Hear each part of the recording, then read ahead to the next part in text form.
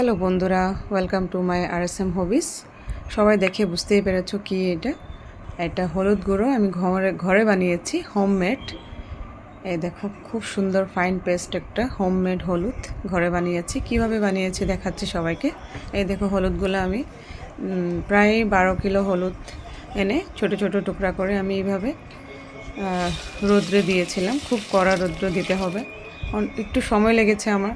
তো rainy season, সবসময় রৌদ্র থাকে না, তবে যখনই রৌদ্র থাকে যখনই টাইম পাই তখন আমি এইভাবে রৌদ্র দিয়ে আমি শুকিয়ে নিয়েছি।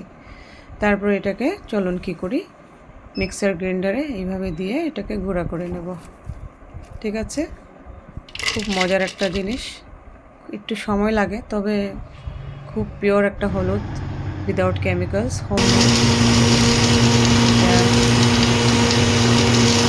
খেতেও পারবো বা সামটাইমস আমাদের ফেস প্যাকেও অ্যাড করে আমরা লাগাতে পারি।